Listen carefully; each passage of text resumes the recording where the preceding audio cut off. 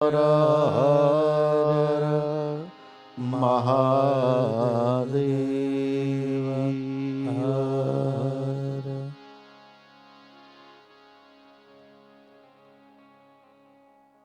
વ્યાસપીઠને નમસ્કાર કરી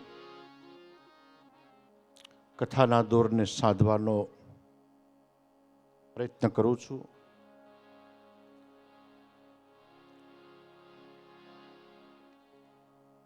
કથા પ્રસ્તુતિ એ મારો વિષય નથી, પ્રવચનકાર છું, પણ આજે પરમ શ્રદ્ધેય રામેશ્વરદાસજી બાપુના વચનાનુસંધાને જે હરિકથામાં ગુણગાન ગવાય એ ગાવાનો હું પ્રયત્ન કરીશ આપની સમક્ષ. તમામ મંચ ઉપર બેઠેલા સંતોના ચરણોમાં વારંવાર વંદન. રામલખનદાસ બાપુના ચરણોમાં વંદન.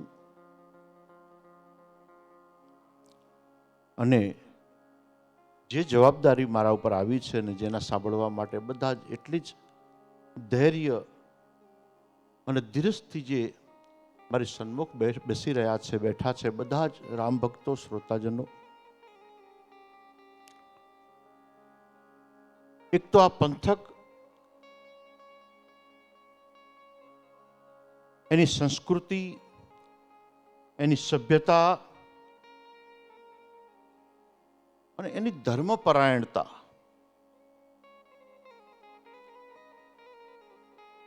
હું એમ કહું છું કે જે દિવસે દકાળ વેઠ્યા દૂર દૂર સુધી, જ્યાં ઝાડવું ન દેખાતું, અને બપોરે અહીંથી પસાર થવું હોય ઉનાળામાં તો કોઈ રણમાંથી પસાર થતા હોય એવું લાગે, એવો એટલી એક વખત ભૌગોલિક વેદના વેઠનારો આ મલક તે દાડો ધર્મમાં સમૃદ્ધ હતો. આજે સમૃદ્ધિ આવી છે તોય ધર્મમાં સમૃદ્ધ છે. અને સતત કોઈ ને કોઈ નૈમિત્તિક કારણથી અહીંયા રામ ભજન થયા કરે છે, અહીંયા રામકથા થયા કરે છે. એવા આજે જેમના દીર્ઘાયુ સંદર્ભે, એક સાધુ મહાપુરુષના દીર્ઘાયુ સંદર્ભે માનનીય ડામરાજીભાઈએ ઉજવણી કરવા માટે જે રામકથાનું અહીંયા સુંદર આયોજન કર્યું છે, એમાં ઉપસ્થિત તો રહેવાનું નિશ્ચિત હતું, પણ એમાં મારે આ કથા તરીકે, કથાના અનુસંધાનના સાધક તરીકે અહીંયા ઉપસ્થિત થવું પડશે, એ સંજોગ બન્યા છે.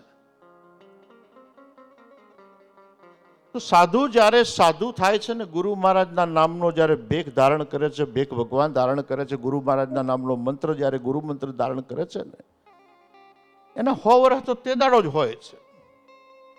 એને પછી ઉંમરને આયખાને એને કંઈ લેવા દેવા રહેતું નથી. પણ નૈમિત્તિક કારણ છે કે જેમણે આ પંથકમાં વર્ષોથી ધૂણી ધકાઈ અને આજે શતાયુ થયા છે. એ કથામાં મારે ઉપસ્થિત રહીને આપની સામે 2 શબ્દો કહેવાના થયા છે. હું ધન્યતા અનુભવું છું.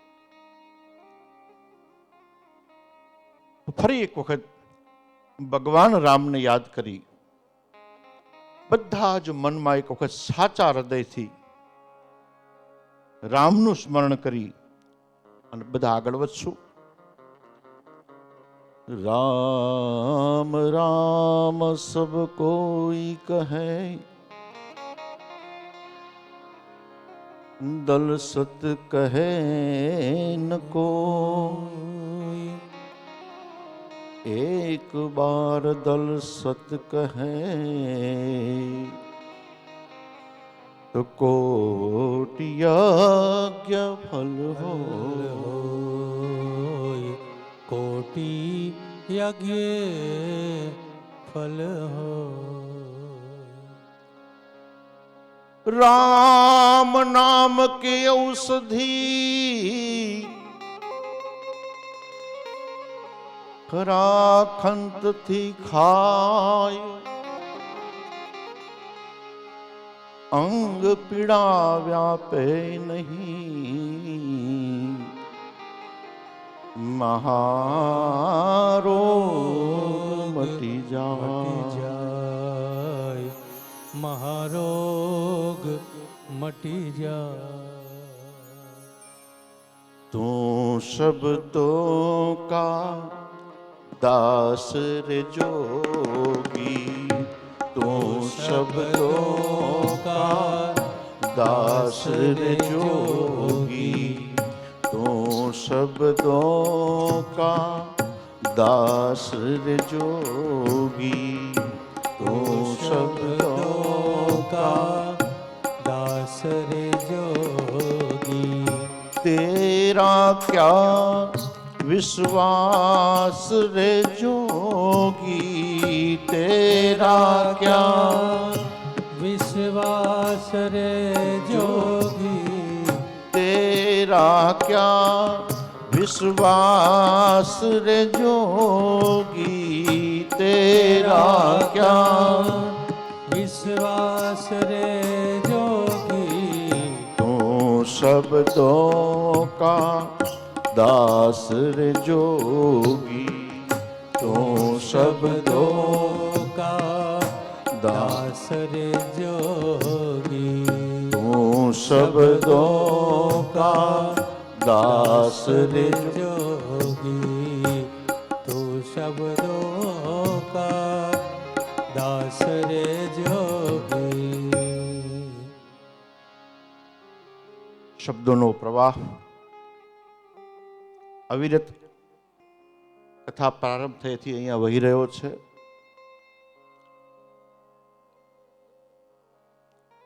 પણ એ જ વખતે જેનું નૈમિત્તિક કારણ સાધુ મહારાજ છે,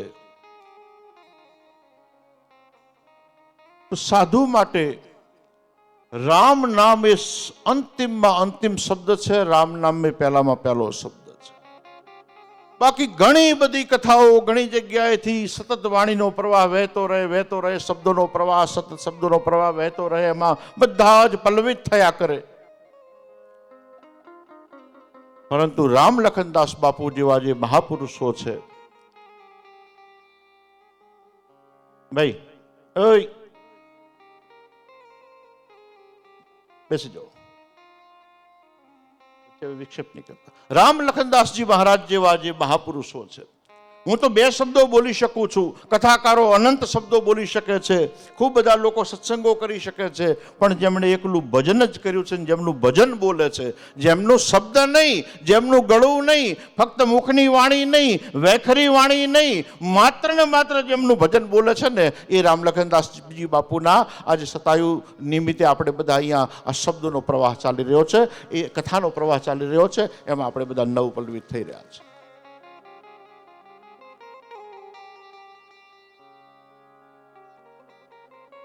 એટલે રામ નામ જે છે એ સાધુ હોય, સંત હોય, મોટી મોટી હોડકાઓ બધાના પાસે હોય, પણ તરાપો છે ને, છેવટના સરવાળે ડૂબતા માણસના હાથમાં જો તરાપો આવી જાય તો સમજી લેવાનું કે તરાપાથી તરી જાય છે. તરાપામાં આયોજન કોઈ નથી. એક તમારે મોટું સ્ટીમર બનાવવું છે, મોટું હોડકું બનાવવું છે, મોટી નાવ બનાવવી છે. આ સંસાર છે ને મોટી નાવ છે, એના માળ છે, એના ખાના બનેલા છે, એને ક્યાં જવાનું છે, ક્યાંથી ક્યાં જવું છે, બધી એમાં છે ને સુનિયોજન છે, વ્યવસ્થા છે. પણ માની લો કે હોડકું કોક દાડો જો પલટી જાય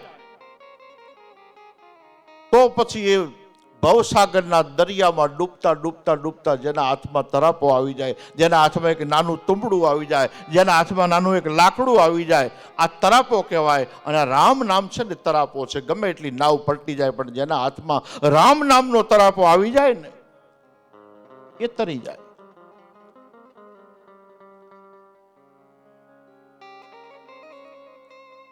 તું સંતા કા, તું સંતા કા, તું સંતા કા संत तेरे मेरे राम राय तो संता का संत तेरे, जिनके सिर पर तुम हो स्वामी, वो दुख कैसे पावे। मेरे राम राय तू संता का संत तेरे, मेरे राम राय तू संता का संत तेरे। એવા સંત શિરોમણી લખનદાસજી મહારાજના સતાયુ પ્રસંગ નિમિત્તે એ કથાનો પ્રારંભ થયો છે. ભગવાન રામ છેલ્લે રામેશ્વરદાસજી અયોધ્યાકાંડ ચાલી રહ્યો છે, વનમાં પધારી ચૂક્યા છે. વનમાં દરેકે એક વખત જવું પડશે. પ્રભુ શ્રીરામને અલગ રીતે જવું પડ્યું છે, સંસારીઓને અલગ રીતે જવું પડશે. વન કોઈને છોડતું નથી. 51 થી શરૂ થાય, 52 આવે અને 58 પૂરું થાય. 58 જે પાર ઉતરે એમને ખબર પડે મનોસ્થિતિ બદલાય, સ્થિતિ બદલાય, ઘરમાં પરિસ્થિતિ બદલાય, પોતાનું જે પદ પ્રતિષ્ઠા મોભો છે એમાં ફરક આવે. એટલે પ્રભુ શ્રીરામ વનમાં પધાર્યા છે. અહીંયા એક વાત લખી રાખજો, ગમે ત્યાં તમે જન્મો, પણ એક લખી રાખવાનું કે તમે મનુષ્ય તરીકે જન્મ્યા છો. તમે સાવ છેવાડામાં છેવાડાના વિસ્તારમાં જન્મો, છેવાડામાં છેવાડાનું જેનો ગરીબ પરિસ્થિતિના ઘરમાં ભલે તમે જન્મ્યા હોય, પણ પરિશ્રમ કરી અને પાર પહોંચવાની જો કોઈને ક્ષમતા આપી છે ને તો પરમાત્માએ માત્ર મનુષ્યને જ આપી છે. અને ભગવાન રામ ક્યાં જન્મ્યા? મહારાજા દશરથના મહેલમાં. એ વખતે રઘુકુળથી વધારે મોટું કુળ આખા ભારતમાં જંબુ દ્વીપમાં, એ વખતનું જેને એશિયા ખંડ કહેવામાં આવે, એ જંબુ દ્વીપમાં ભગવાન રામથી મહારાજા દશરથથી વધારે શક્તિશાળી સમૃદ્ધ બીજું કોઈ રાજ્ય નથી, બીજું કોઈ રજવાડું નથી. અને એના પછીનું બીજું રજવાડું જે સમૃદ્ધ છે અને એટલું જ સક્ષમ છે ને, એ મહારાજા જનકનું છે. મહેલમાં જે જન્મ્યો છે, 3 માતાઓ જેની છે, એક માના ખોળામાં રમીને તો બધા મોટા થાય, જેની 3 માતાઓ છે. અને શું વૈભવ નથી. એમ કહેવાય છે કે 16 જોજન અયોધ્યા છે ને લાંબી છે અને 4 જોજન પહોળી છે. હવે 1 જોજન બરાબર 1.5 કિલોમીટર ગણો ને તો આજના ઘણા શહેર એની આગળ નાના નાના શહેર છે ને આજે ટૂંકા પડે. અને એટલા બધા વૈભવમાં જેનો જન્મ થયો છે, એટલી બધી સમૃદ્ધિમાં જન્મ થયો છે, અતિ શક્તિશાળી બાપના ઘરે જન્મ થયો છે, એનો પીછો કરમ છોડતું નથી. એને પણ વનમાં જવું પડે છે. બરાબર રાજ્યાભિષેકના સમયે જ સંજોગો ઊભા થાય છે. સંજોગોના પાલોમાં છે બધું. દરિયાને ઠપકો ના દેશો, એક તરતો માણસ ડૂબે છે, એક લાશ તરીને આવે છે. માણસ ડૂબતો હોય ને ત્યારે પાણી એને ડૂબાડવા મથે. તમે જોજો, આ પાણી દરિયાનું હોય, સાગરનું હોય કે ભવસાગરનું હોય, ડૂબતાને હંમેશા છે ને ડૂબાડવા મથે. અને જ્યારે ડૂબી જાય કે હવે લાગે કે હવે આના પાસે હવાતિયા મારવા માટે હવે કઈ રહ્યું નથી, ત્યારે એનું એ પાણી એને તારી અને છેક પાછું કિનારે મેલી આવે, લાશ બનાવીને છેક મૂકી આવે કાંઠે કે તારે અહીં જ પહોંચવું હતું ને, જા હવે પહોંચી જા.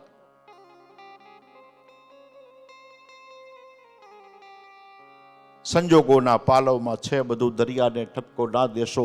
એક તરતો માણસ ડૂબે છે, એક લાશ તરીને આવે છે. તમે લખી રાખો કે રાજા રામને જેના માથા ઉપર સૌથી જંબુદ્વીપનો સૌથી મુકુટ, જે મણિમુકુટ છે એ ધારણ થવાનો છે, એના થોડા સમય પહેલા ઘટના બની અને એમને વનમાં જવું પડે છે.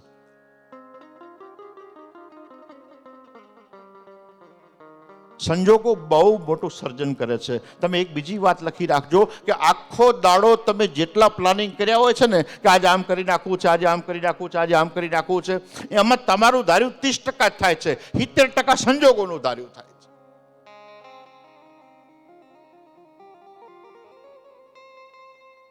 બહેનો માતાઓ બેઠા છે અને ખાસ કરીને જે હવે નવા જમાનાના બહેનો છે એમને સંદર્ભે કેવું છે મારે,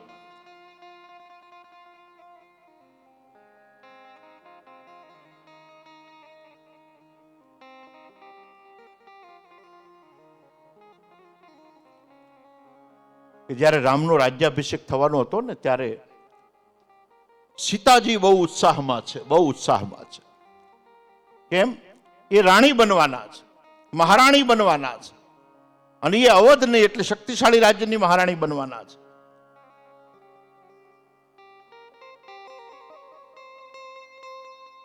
ધન્યવાદ. બસ. અને એ જ વખતે એટલા બધા હરખમાં છે, હરખનો કોઈ પાર નથી, અને એમને દાસીઓ તૈયાર રાજ દરબારમાં જવાનું છે એટલે દાસીઓ શણમાંથી બનેલા વલકલ વસ્ત્રો લઈને આડી અવળી થઈ રહી છે. દાસીઓને વલકલ વસ્ત્રો પહેરવાના છે, એમને નવા વસ્ત્રો પહેરવાના છે, કારણ કે એમને રાજ દરબારમાં પ્રસ્તુત થવાનું છે. અને એક દાસી સીતાજીના જે સીતાજીનો ઉતારો છે, મહેલ છે, એ સીતાજીના મહેલ આગળ થઈ અને વલકલ વસ્ત્રો દાસીઓ માટે બધા થપ્પો લઈને નીકળે છે. એ જ વખતે સીતાજી પોતાનો દરવાજો ખોલે છે, દાસીને બોલાવે છે. આ શું લઈને જાય છે? દાસી કીધું આ વલકલ વસ્ત્રો છે, આ અમારા દાસ દાસીઓ માટેના જે વસ્ત્રો છે આ શણમાંથી બનેલા છે. આજે અમારે રાજ દરબારમાં પ્રસ્તુત થવાનું છે અને પ્રસ્તુત થવાનું છે એટલે અમે નવા વસ્ત્રો પહેરી અને ત્યાં જઈ રહ્યા છીએ. અતિ ઉત્સાહમાં આવેલા સીતાજી દાસીને કહે છે કે એક કામ કર, મારે વલકલ વસ્ત્રો પહેરવા છે. અરે દાસી કગરી પડી કે એમણે કીધું કરે તમે તો હમણાં થોડી સમય પછી મહારાણી બનવાના છો. આ છે ને આ છે ભગવાન રામ મહારાજા બનવાના છે, એમનો રાજ્યાભિષેક થવાનો છે, તમારો હોદ્દો ધારણ કરવાનો છે, અને આ તો અમારા નોકર ચાકરોના વસ્ત્રો છે, આ તો વલકલ વસ્ત્રો છે, શણમાંથી બન્યા છે. સીતાજીએ કીધું ના, મેં કોઈ દાડો શણમાંથી બનેલા વસ્ત્રો પહેર્યા નથી, મારે પહેરવા છે. સીતાજીએ હઠ પકડી લીધી. ઘરે પ્રસંગ હોય, આંગણે પ્રસંગ હોય, સમાજમાં પ્રસંગ હોય, બધાને વિનંતી કરું છું કે પ્રસંગનો હરખ એટલો બધો ના થઈ જવો જોઈએ, પ્રસંગની આછક લઈ એટલી બધી ના થઈ જવી જોઈએ, પ્રસંગનો અવિવેક એટલો બધો ના થઈ જવો પડે કે તમે તમારી ગરિમા ભૂલી જાઓ, તમે તમારી પદ અને પ્રતિષ્ઠા ભૂલી જાઓ. સીતાજી ભૂલી ગયા. સીતાજી ભૂલી ગયા અને દાસીને આકોટો કર્યો. એને કીધું કે તું દાસી છે, તું ચાકર છે, તારે એટલું જ કરવાનું, હું જેટલું કહું છું, મને અંદર આવીને વલકલ વસ્ત્રો પહેરાય. અને દાસી બાપડી એટલી બધી ડરી ગઈ, એમણે સીતાજીને વલકલ વસ્ત્રો પહેરાયા. અને તાંબામાંથી બનેલું જે દર્પણ હોય, એ સમયમાં કાશીમાં હજુ પણ બને છે, તાંબામાંથી દર્પણો બને છે. એ દર્પણ આગળ જઈને સીતાજી ઉભા રહ્યા અને વલકલ વસ્ત્રો જોઈને વિચારતા હતા, મલકાતા હતા. આટલી બધી એમના ઉપર પ્રસંગની એટલી મોટી મસ્તી હતી. અને ત્યાં જ એક દાસી દોડતી આવી અને સીતાજીના મહેલમાં આવી અને કઈ બોલે એને ગજબ થઈ ગયો કઈ ઢળી પડી. એને પાણી છાંટી જ્યારે બીજી દાસીઓ ઊભી કરી, થયું શું? દાસીએ ડરતા કીધું કઈ વચન માગી લીધું છે. ભગવાન રામને વનવાસ મળ્યો છે, ભરતને ગાદી મળી છે,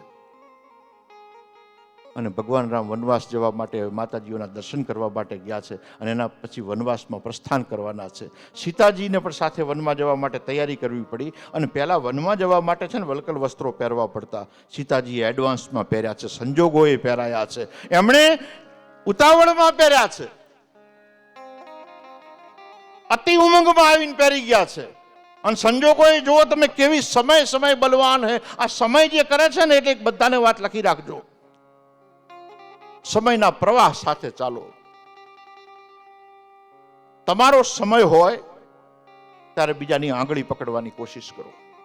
તમારો સમય ચાલતો હોય ત્યારે નાના માણસને માન આપવાનો પ્રયત્ન કરો. તમારો સમય ચાલતો હોય ત્યારે જે અપમાનિત થયેલો છે એને સન્માનિત કરવાનો પ્રયત્ન કરો. તમારો સમયનો વખત ચાલતો હોય ત્યારે જે તમારો સગો સંબંધી છે, ગરીબ રહી ગયો છે, તમારા સમાજમાં જે વંચિત રહી ગયો છે, એની આંગળી પકડવાની કોશિશ કરો. વખત ક્યારે પલટી મારી દેશે ને એની કોઈ ગેરંટી નથી. અને સીતાજીને વલકલ વસ્ત્રો બદલવાનો વખત ના આવ્યો, એના એ જ વલકલ વસ્ત્રો પહેરી અને એમને વનમાં જવું પડ્યું. સંજોગોના પાલવમાં છે બધું, દરિયાને ઠપકો ના દેશો, એક તરતો માણસ ડૂબે છે અને એ સીતાજીને એ જ વસ્ત્રો પહેરીને જવું પડ્યું. એટલે લખી રાખો, રામાયણની કથા, રામચરિત માનસ એક સહજ મેસેજ આપે છે. એક એવા મેસેજને ક્રિએટ કરે છે, એવો સંદેશો એ તમારા સુધી પહોંચાડે છે કે સમય ને સંજોગોથી કોઈ બચી શકતું નથી, પણ સમય અને સંજોગોમાં સાંગોપાંગ જે ધીરજ ધરી શકે ને એના ઉપર સમજી લેવાનું કે રામ કૃપા છે. અને રામ કૃપા માટે થઈને કથાઓ સાંભળવી પડે, રામ કૃપા માટે થઈને સાધુ સંતોનો સંગ કરવો પડે, રામ કથા માટે થઈને તમારે દેવ દર્શન કરવા માટે, રામ કથા માટે થઈ. અને એ જે રામની અનુભૂતિ છે, તમે જોશો આખા રામાયણમાં આપણે બધાએ વખત રામચરિત્ર માનસનું ક્યાંક ને ક્યાંક શ્રવણ કર્યું છે, તો જોશો કે ભગવાન રામ ક્યાંય ડગ્યા નથી, ક્યાંય ચલિત થયા નથી. એટલે એક બીજી વાત લખી રાખો કે વખત બદલાય એના હંગાથે તમે ના બદલાઈ જશો. ખૂબ લોકો પૈસાદાર એટલે થાય ને એટલે પહેલા હગા બદલી નાખે. એમના નજીકના હોય એ છેટા જતા રહે, છેટે વાળા હોય એમના જેવા હોય, પૈસાદાર હોય, એ પાછા નજીકના હગા થાય. પણ મજાની વાત એ છે કે પાછો જો વખત પલટો મારે ને તો પાછા નજીક વાળા નજીક આવે અને છેટે વાળા વગર કીધે છેટા જતા રહે.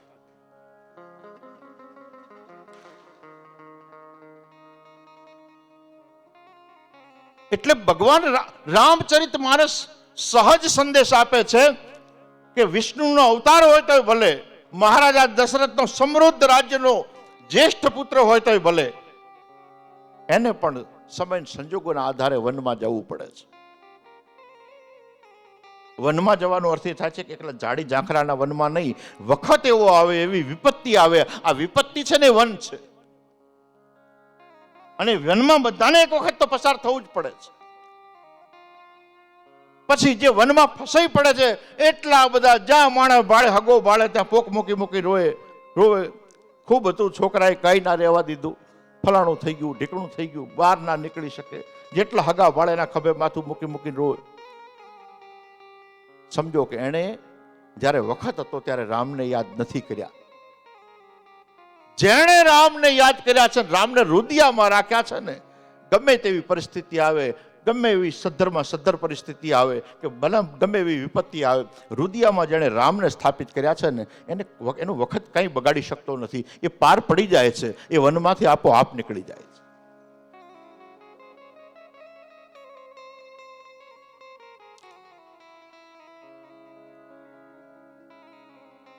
એટલે દેખ ન ઇતના ऊपर जाना, देख न इतना ऊपर जाना, देख न इतना ऊपर जाना, देख न इतना ऊपर जाना. ऊंचा है आसमान रे जोगी, ऊंचा है आसमान रे जोगी, ऊंचा है आसमान रे जोगी, तू शब्दों का दास रे जोगी, तू शब्दों का दास रे जोगी, तेरा क्या विश्वास रे जोगी, तेरा क्या विश्वास रे जोगी, तू शब्दों का दास रे जोगी, तू शब्दों का दास रे। એટલે સૌથી વધારે જો તમારે હાચવવાનું થાય તો તમારો હારો વખત આવે ત્યારે. ઠકનો હારો વખત આવ્યો છે દરેક સમાજનો ને એમાં રાજપૂત સમાજનો ખૂબ સારો વખત આવ્યો છે. અને ડીડી સાહેબ જેવા લોકો આ કથા કરાવે છે, દામરાજી જેવા લોકો આ કથા કરાવે છે, સાધુઓના શતાબ્દીઓ ઉજવે છે. એટલે હારો વખત આવે ત્યારે જ બરાબર સાચવવાનું છે. અને એની પણ એક ઘટના છે, એનો પણ એક રામચરિતમાનસમાં પ્રસંગ આવે છે. આમ તો રાધેશ્યામ રામાયણનો પ્રસંગ છે. દેવાસુર સંગ્રામ થયો છે. બધા જાણે છે કે દેવો અને અસુરો વચ્ચે યુદ્ધ વારંવાર થાય છે. એક બીજી વાત લખી રાખો કે દેવોનું અને અસુરોનું યુદ્ધ છે ને એ નિરંતર ચાલ્યા કરે છે. યાવત ચંદ્રો દિવા કરો, જ્યાંથી સૃષ્ટિનું સર્જન થાય છે ને ત્યાંથી એક વિચારધારા દેવોની બને છે અને એક વિચારધારા અસુરોની બને છે.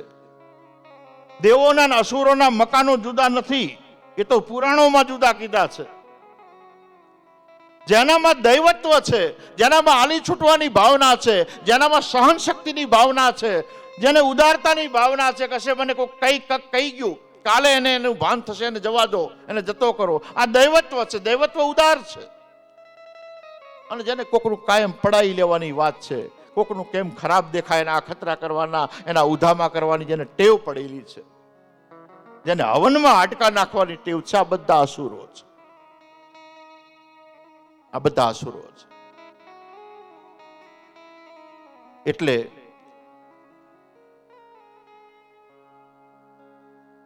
દેવાસુર સંગ્રામમાં મહારાજા દશરથ યુદ્ધ કરવા ગયા છે. હવે મહારાજા દશરથને એક બહુ મોટો પ્રશ્ન ઉભો થયો છે કે એમને 2 રાણીઓ છે, એમણે બધા જ એ વખતના યજ્ઞો કરાયા છે પણ એમને સંતાન નથી થતા, એટલે એમણે 3જા લગ્ન કર્યા છે. અને એમનાથી અડધી ઉંમરમાં જે છે એ કૈકેયી દેશની રાજકુમારી છે, જેનું નામ કૈકેયી છે, એ કૈકેયી દેશની રાજકુમારી છે, એની સાથે લગ્ન થયા છે. અને કૈકેયી રાજાએ એમની દીકરીને દીકરાની જેમ ઉછેરી છે અને યુદ્ધની જબરજસ્ત ટ્રેનિંગ આપી છે. એ મહારાજા દશરથની રાણી બની તો આવી છે, પણ ખૂબ મોટી જે ઘોડેસવાર છે, તલવારની બહુ નિષ્ણાત છે, શસ્ત્રશાસ્ત્રને જાણનારી છે. અને એણે મહારાજા દશરથને કીધું કે તમારી સાથે યુદ્ધમાં હું પણ આવીશ. મહારાજાએ કીધું આ સ્ત્રીઓનું કામ નથી.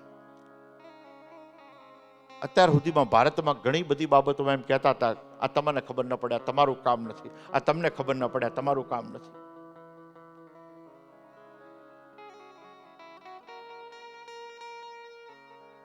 જલ્દી બેસાડી દેજો. અત્યાર સુધી બહેનોને એક જ વસ્તુ કે એમને બસ આ ઢોર ઢાંખર, ખેતીવાડી, ઘરના કચરા પોતા, આ સિવાય એમના પાસે તમને ખબર ન પડે, તમને ખબર ન પડે, તમને ખબર ન પડે.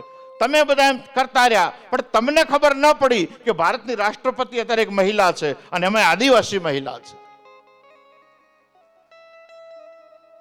તમારા અહંકારો તમારી પાસે રહી ગયા અને ઠેઠ આખા ભારતનો સર્વોપરી જે પદ કહેવાય ને એના ઉપર મહિલા બિરાજી છે. હવે તમને ખબર ન પડે. એટલે કૈકેયીને કીધું કે તમારા યુદ્ધમાં તમારું કામ નથી. કૈકેયીએ કીધું હું તમારી રાણી છું, નવા લગ્ન થયા છે એટલે હું નથી કહેતી, પણ હું ખૂબ મોટી શસ્ત્રોની જાણકાર છું, હું ઘોડેસવાર છું, હું બધું જ છે ને યુદ્ધ કળામાં એટલી બધી હું નિપુણ થયેલી છું, મેં એની ટ્રેનિંગ લીધેલી છે, અને હું તમારી સાથે એક સહાયક તરીકે, એક સપોર્ટર તરીકે, એક સોલ્જર તરીકે, એક બ્રિગેડિયર તરીકે હું તમારી સાથે આવવા માંગુ છું. અને એ યુદ્ધમાં ગઈ. અને એવું જ બન્યું કે યુદ્ધ એટલું બધું દેવાસુરનું એટલું બધું યુદ્ધ જામી ગયું. હવે દેવોને પણ જેની, પહેલી એક વાત લખી રાખજો કે દેવોને પણ જેની જરૂર પડે એ દશરથ કેટલા શક્તિશાળી હશે. કે જેમણે પોતાના તરફથી યુદ્ધ લડવા બોલાયા છે. અને કઈ કઈ નવી નવી એ અયોધ્યાની રાણી બની છે, એ યુદ્ધ લડવા ગઈ અને એમાં એનું રથનું પૈડું છે એ વારંવાર ઢીલું પડવા માંડ્યું. દશરથના રથનું પૈડું, એના કારણે એની ચાલ છે ને ડગમગ થવા માંડી. વારંવાર એક ધરો છે ઊંચો આવી જાય છે, નીકળી જાય છે, ઊંચો આવી જાય છે, નીકળી જાય છે. નીકળવાની રથનું પૈડું તૈયારીથી એને આંગળી નાખી. થોડા માટે થઈને દશરથ બચી ગયા. અસુરોનું જે બાણ આવ્યું, થોડા માટે થઈને દશરથ બચી ગયા. એના પછી દશરથે ખૂબ પ્રહારો કર્યા, દેવોએ પ્રહારો કર્યા. દેવાસુર સંગ્રામમાં દશરથનો બહુ વિજય થયો, બીજો રથ પણ આવી ગયો, બધું થયું. પણ એની આંગળી છે ને એ લોહી લવાણ થઈ ગઈ, ભાગી ગઈ, તૂટી ગઈ. જ્યારે વિજય થઈ ગયો ત્યારે દેવોના જેના કારણે વિજય થયો છે એ મહારાજા દશરથ કેવા હશે એનું દૂર દૂર સુધી એ વખતમાં કહેવાય છે કે દૂર દેશાવર સુધી, ઠેઠ ઉત્તર ધ્રુવથી માંડી દક્ષિણ ધ્રુવ સુધી ડંકો વાગી ગયો કે દેવોને ટેકો કરનાર અવધનો રાજવી જે છે એ જીતી ગયો છે. એણે દેવોને જીતાડી દીધા છે. પણ દેવોને જીતાડવા પાછળનું જ્યારે કારણ ખબર પડી તો બધાને નવાઈનો પાર ના રહ્યો કે એની એક રાણી છે અને એટલું બધું એ જાણે છે, એટલી બધી એને ટ્રેનિંગ લીધેલી છે. એક વાત લખી રાખજો કે મર્યાદા બધાએ રાખવાની છે, પણ પોતાની દીકરીઓને દરેક પ્રકારની ટ્રેનિંગ આપવામાં કોઈ પાછી પાણી ના કરતા.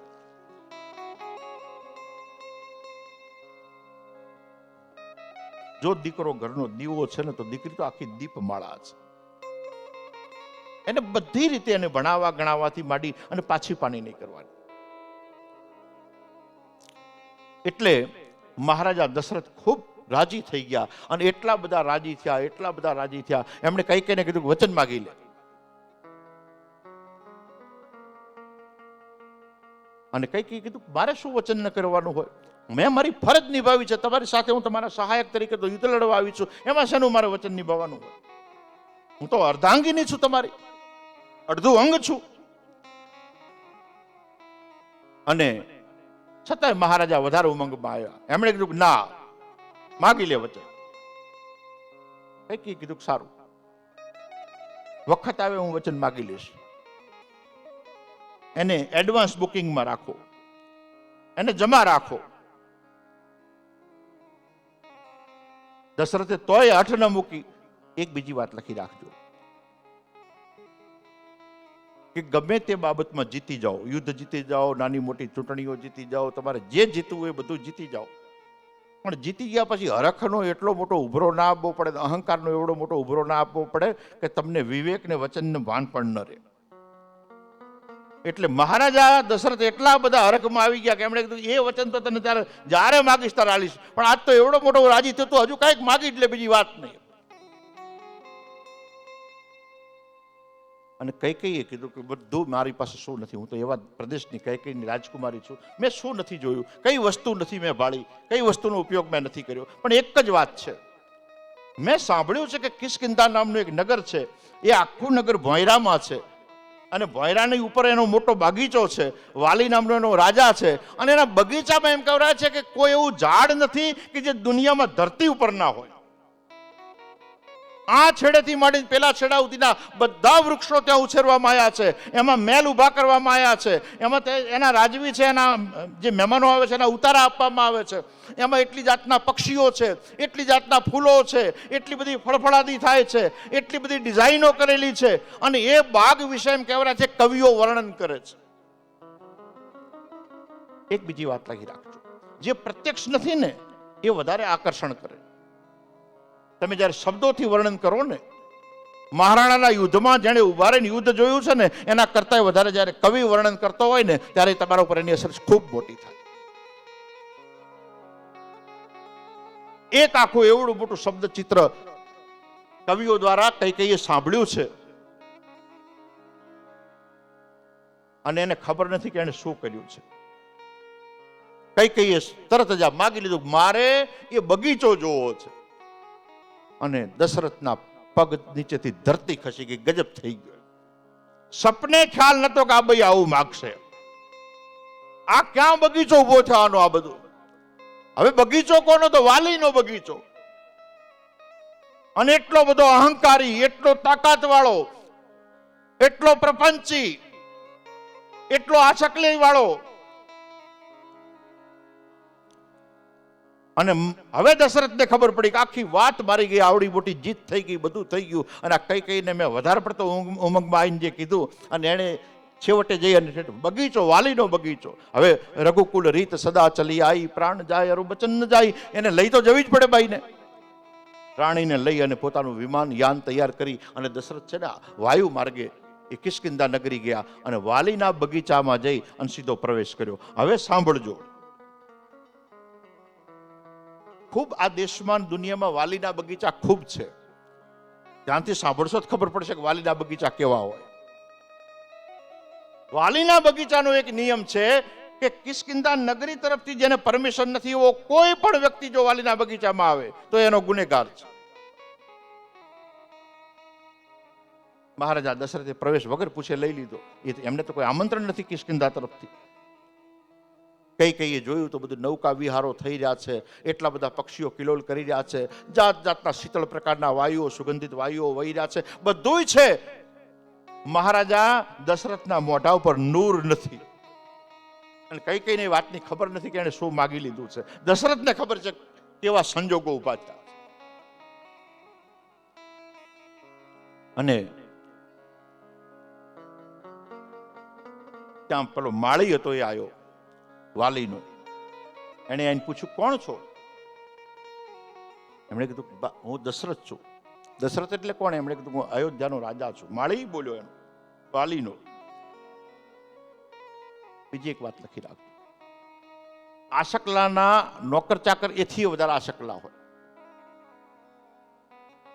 એણે કીધું કે હમણાં પેલા દેવાસુર સંગ્રામમાં જે તમે દેવોને જીત અલાઈ એ દશરથ છો? કોણે? માળીએ પૂછ્યું. બગીચાનો જે હતો. હા કે એ છું. સારું. એમણે કીધું પરમિશન છે અંદર આવવાની? દશરથે કીધું ના. એમણે કીધું જાણો છો કે અંદર આવવાથી શું થાય છે? દશરથે કીધું જાણવું છું. ત્યાં સુધી કઈ કઈ ખબર નથી, કઈ કઈ તો બધું જોવા પડી છે. એને કીધું ઉભા રહો. એ ગયો. એને મુખ્ય દરવાનને બોલાયો. મુખ્ય દરવાન સીધો અંદર પાતાળમાં ગયો. પાતાળમાં જઈને જે નગરી હતી એમાં ગયો. એમાં જઈને એને વાલીને કીધું કે મહારાજા દશરથ પધાર્યા છે, પૂછ્યા વગર પધાર્યા છે. સીધા પ્રવેશ કરી ગયા છે. વાલીને વાહ વાહ વાહ વાહ, હજુ તો એના ડંકા સંભળાય છે. કોની જીતના? દશરથની જીતના. અને બરોબર ફસાણો છે, મારા બગીચામાં આવ્યો છે વગર પૂછે. વાલી આવ્યો, એના મંત્રીઓ બધા સંગાથે છે, સેનાપતિ સંગાથે છે, આવ્યો છે. એને કીધું વાહ, આખા જંબુદ્વીપમાં જેનું ખૂબ મોટું નામ છે એક રાજા તરીકે, અને જેના ત્રણેય લોકમાં ત્યારે ડંકા વાગી રહ્યા છે જીતના, એવડો મોટો રાજવી આમ ચોરની જેમ સીધો અંદર મારા બગીચા ઘૂસી આવ્યો, મને નવાઈ લાગે છે. એમણે કીધું મને સંદેશો મોકલાયો હોત તો હું તમને રાજદ્વારે નિમંત્રણ મોકલો, વેલકમ કરો.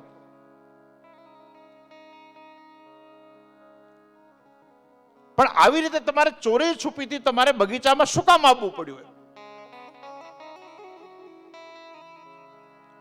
દશરથે જે હતું એ ચોખ્ખું કીધું.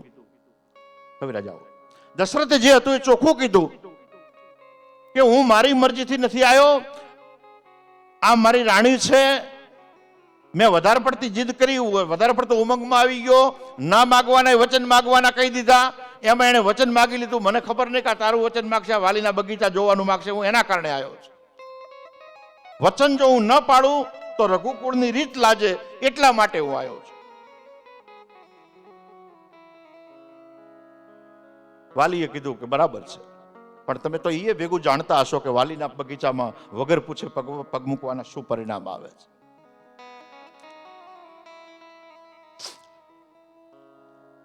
દશરથે કીધું જાણું છું.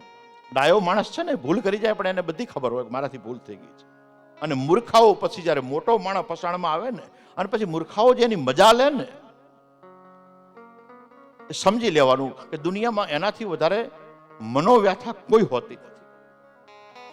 એટલે બધા અહીં બેઠા છે, એમને બધાને ભલામણ કરું છું કે તમારા સુખનું પ્રદર્શન જેટલું કરવું એટલું કરજો. હું તો કોઈ ન કરો તો વધારે સારું છે. અને દુઃખનું કરજો, પણ ગમે તેટલા ફસાવને મૂર્ખાના ખોળે માથું મૂકવાની ભૂલ ન કરતા. એ ટેકો ન કરે, એ તમારી ફજેતી કરે.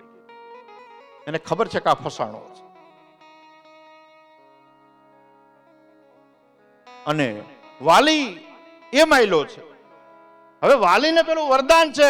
દશરથ કેમ આટલા દબાયેલા છે? આ તમને હું ચારનો કથા કરું છું, તમને પ્રશ્ન થતો હશે, ભાઈ આવડા જેને દેવોને જીતાડ્યા એક આ વાલીથી શું કામ દબાયેલા છે? વાલીને વરદાન છે કે જે એની સામે આવે ને એની અડધી તાકાત એનામાં આવી જાય. એટલે એક તો પેલાની અડધી ઓછી થાય અને અડધી એની વાલીની ભેગી થાય એટલે ડબલ તાકાત. કોઈ ના જીતી શકે. ભગવાન વિષ્ણુ આવે તો વિષ્ણુની અડધી તાકાત એનામાં આવી જાય, બ્રહ્મા આવે તો બ્રહ્માની અડધી તાકાત એનામાં આવી જાય. દશરથમાં તો તાકાતનો પાર જ નથી, અને એ દશરથની અડધી તાકાત જતી રહે, અડધી ઓછી થઈ જાય, ભેગી વાલીની તાકાત પડે. દશરથ ના જીતી શકે. દશરથ જાણે છે આ વાત. એટલે બહેનોને એક વાત ખાસ કહું છું કે વચન માગવામાં કઈ વાળું ક્યાંક ન થઈ જાય એનું ખૂબ ધ્યાન રાખવાનું. હજુ કઈને તો ખબર નથી, પણ કઈને હવે કાંઈક ગંભીરતા દેખાણી, કારણ કે દશરથના મોઢા ઉપરથી નૂર ઉડી ગયું છે. અને થયું કે અરે રે, આખી દુનિયામાં જે આટલો બધો પરાક્રમી પુરુષ, દેવો પણ જેની ઇજ્જત કરે છે, અસુરો જેનાથી થરથરે છે, માનવ જગત જેને આદરથી જોવે છે, રઘુકુળનો રાજવી આટલો બધો ફીકો પડી જાય કારણ શું છે? એને જયારે પૂછ્યું ત્યારે ખબર પડી કે ઓહો, મારા વચનના કારણે થઈ અને આને ફસાઈ જવું પડ્યું છે. હવે કઈ શું કરી શકે? કઈની અડધી તાકાત જતી રહે વાલીમાં, કોઈ કશું ના કરી શકે. બધાને એક વખત આવો વખત આવે છે, લખી રાખજો, કે જયારે તમને કશું ક્યાંય દરવાજો ના દેખાતો હોય.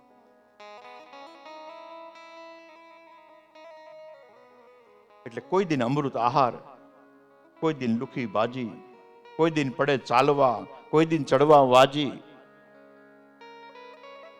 કોઈ દિન શું સેજને, કોઈ દિન ભૂ પર પડવું, કોઈ દિન રળવું રીજથી, કોઈ દિન ખોવું દામને, પણ સાંભળ હિંમત ન હારીએ, સંભારીએ શ્રી રામને. દશરથ જેવો દશરથ ત્યાં હાવ લાચાર થઈને ઉભો છે. અને એ જ વખતે મહારાજા દશરથ કહે છે, એને ખબર છે કે મૂર્ખાના ખોળે માથું જતું રહ્યું છે. એને કીધું કે હાથ જોડું છું, પણ એક કામ કર, મને એવો રસ્તો દેખાડ કંઈક. વાલીએ કીધું શું કામ રસ્તો ના હોય? દરેક વાતનો રસ્તો હોય. જે બૈના કહેવાથી આયા છો એને અહીં મૂકી જાઓ, અને તમારે જ્યારે તમને એમ થાય ને કે આને જીતીને પાછી લઈ જવી છે ત્યારે લઈ જજો. કેટલી અધમવૃત્તિ વાલીની, કેટલી અધમવૃત્તિ કહેવાય. અધમવૃત્તિનો કોઈ પાર ન કહેવાય. કોઈક ફસાય અને તમે એને આટલા સુધી તમે એને મજબૂર કરી નાખો. આ અધમવૃત્તિમાં વાલી એટલો બધો આંધળો થયેલો છે કે વિવેક ભૂલી ગયો કે હું આવડા મોટા આખા જંબુદ્વીપના સૌથી મોટા ક્ષત્રિય આગળ શું બોલી રહ્યો છું. એને કીધું જે બૈના કહેવાથી આયા છો ને એને અહીં મૂકી જાઓ, અને જ્યારે જીતીને લઈ જવું એ લઈ જજો. મહારાજા દશરથે પૂછ્યું, બીજો કોઈ રસ્તો છે? મૂર્ખાઓ સામે દલીલ ન કરાય, એમના સામેથી રસ્તા ગોતાય. એને કીધું છે ને બીજો રસ્તો? એને કીધું શું છે? મારે એનાથી યુદ્ધ કરો, મને હરાવો અને બગીચામાંથી પાછા જાઓ. દશરથને ખબર છે કે આની ઓકાત ઉપર ઉતરી આવ્યો, ખબર છે કે હું આને હરાવી શકું એમ નથી. એને કીધું ત્રીજો કોઈ રસ્તો છે? એને કીધું ત્રીજો રસ્તો છે, અને પાછી ઉદારતા દાખવી. તમે જયારે વ્યથિત થઈને કોકના ત્યાં જાઓ ત્યારે પેલો યાદ કરાવે, ખબર છે સાહેબ હું તમારે ત્યાં આવ્યો તો એક દાડો તમે મને નતો બોલાયો. પેલો એક તો એના પાસે દુખી હો ગયો હોય, એ વખતે ગા ખોતરે. એને કીધું ત્રીજો રસ્તો છે. દશરથને થયું કંઈક રસ્તો નીકળે એવું લાગે છે. એને કીધું ત્રીજો રસ્તો શું છે? એને કીધું કે આ રઘુકુળનો જે મુગટ ધારણ કરીને ફરો છો ને એ મારા પગમાં મૂકતા જાઓ. એ હું મારા સિંહાસનના પગથિયા છે ને અહીંયા રાખીશ, દુનિયાને દેખાડીશ, અને જ્યારે તમને એમ થાય કે તમે જીતી શકો એમ છો ત્યારે મુગટ લઈ જજો, જાઓ. દશરથને થયું આ એ બરાબર તો નથી, પણ છેલ્લામાં છેલ્લો રસ્તો નીકળવાનો એક જ છે. એક બીજી વાત લખી રાખવી કે રસ્તા ગોતવામાં શરતો તમારી ન રાખવી, શરતો સંજોગોની રાખવી. અડધોય જો રસ્તો દેખાતો હોય તો ડાયો માણસ નીકળી જાય.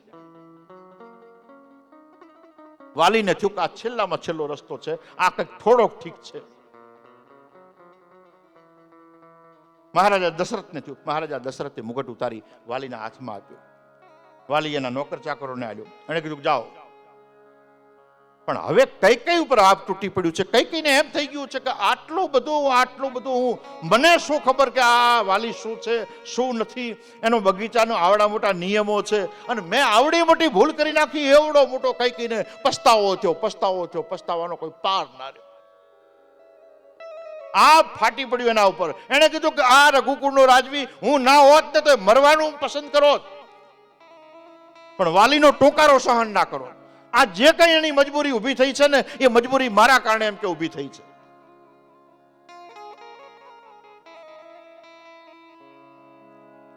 બહેનોને ખાસ વિનંતી, બહેનોને દુઃખ પડે ને એટલે પિયર જાય, પિયરની વાટ પકડે. એમનું એક સરનામું સારું હોય. અતિ દુઃખી થાય એટલે પિયરમાં જઈને ધામા નાખવા.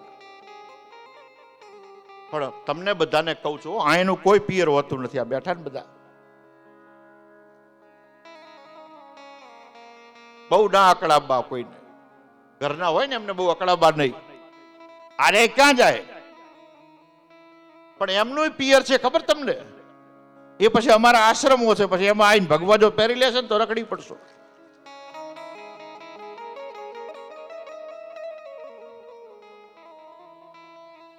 કઈ કઈને બહુ ડાઈ કઈ પ્રદેશની રાજકુમારી અને અયોધ્યાની રાણી બનેલી છે. નવોદિત છે, ઉંમર નાની છે, પણ ડાપણ એને રહીને ખબર પડી કે મેં મોટી ભૂલ કરી નાખી છે. આવડી મોટી મેં ભૂલ કરી નાખી જેના કારણે આવડા મોટા અવધના રાજવીને આટલી હદે લાચારીમાં મુકાવવું પડ્યું. અને કઈ કઈના મોટા ઉપરથી બધું સુખ જતું રહ્યું. બધું સુખ જતું રહ્યું.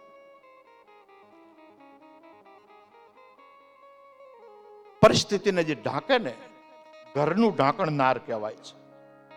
ઘરનું એટલે ઘરની જે આબરૂ છે ને કોઈ જો ઢાંકી શકે ને તો એ સ્ત્રી ઢાંકી શકે છે. અને કઈ કઈ નથી ગજબ થઈ. મહારાજાએ યાન ઉપાડ્યું પણ દશરથ સુમસામ બેઠા છે. કઈ કઈને પણ ખબર પડી ગઈ છે, પણ કઈ કઈ બહુ હોશિયાર છે. દરેક કળામાં ભણીને તૈયાર થયેલી છે. જેમ યુદ્ધ કળામાં નિષ્ણાત છે, જેમ શસ્ત્રમાં શાસ્ત્રોમાં નિપુણ છે, એમ ચિત્રકળામાં કાવ્ય કળામાં પણ એટલી હોશિયાર છે. એટલે એને એ વખતે ખબર પડી કે હું નાનું મોટું ચિત્ર તો દોરી શકું એમ છું. અને એને તરત જે યાનનો ચાલક હતો, જે પાયલોટ હતો, એને કીધું કે હું જ્યાં કહું ને ત્યાં યાન લઈ લે. અને એક ભીલોનો પ્રદેશ છે, ભીલરાજનો પ્રદેશ છે, અને ત્યાં યાન ઉતાર્યું છે. ત્યાં યાન ઉતારી અને સંધ્યા ટાણા પછી સંદેશો મોકલ્યો છે કે ભીલરાજને કોઈક મહારાજા દશરથ આવ્યા છે. નવાઈનો પાર ન રહ્યો ભીલરાજનો તો, કે જેને ત્રણેય લોકમાં કીર્તિ ગાજી રહી છે એ દશરથ મારા આગળ જાતે. અને સંદેશો એવો છે કે તમારે એકલાને જ આવવાનું છે, સ્વાગત કરવા નથી આવવાનું. ભીલરાજ આવ્યો. આમ જેને કહી શકાય, એને કીધું મારો મનખો ધન થઈ ગયો કે તમે પધાર્યા. કઈ કીધું જો સ્વાગત કરવાનો સમય નથી, દુઃખમાં તારી પાસે આયા છે. દુઃખમાં હવે બીજો આઘાત ભીલરાજને લાગ્યો. કરે દુઃખમાં અવધનો રાજવી દુનિયાના દુઃખ કરી શકે એટલી જેની ક્ષમતા, અને દુઃખમાં મારી પાસે આવ્યો છે. હું આની શું મદદ કરી શકું? એક બીજી વાત લખી રાખજો, અને બધા મોટા માણસોને કહું છું કે તમે જ્યારે કોઈ દાડો જો કોઈ દુઃખમાં આવો ને તો જવાનું નાના માણસ પાસે.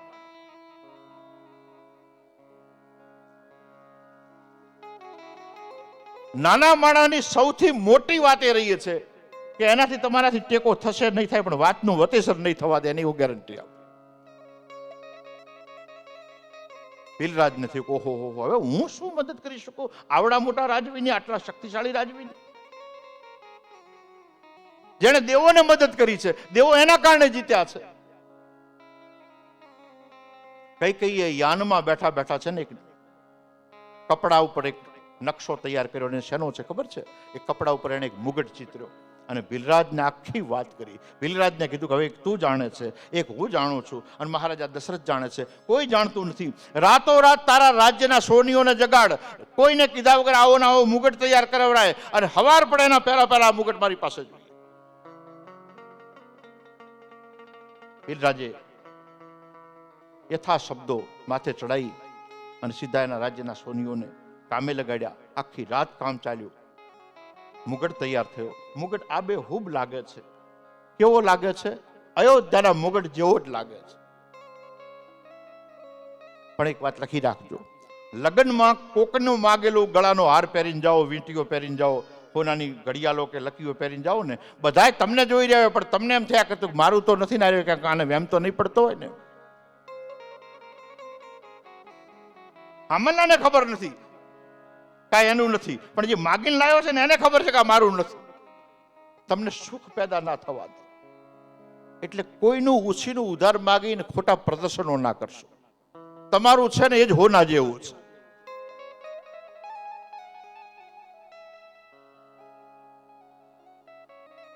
અને એક મુગટ તૈયાર થયો. મુગટને કઈ દશરથને પહેરાયો, પણ દશરથને ખબર છે કે આ અયોધ્યાનો નથી, કઈને ખબર છે કે આ અયોધ્યાનો નથી. ભીલરાજને કીધું કે આ રહસ્ય જાળવજે, આ વાતને જાળવજે. વાતને જે જાળવી જાણે ને, ઓહો, રાણા નાણા રાખવા ઠેકાણા મળે ઠામ.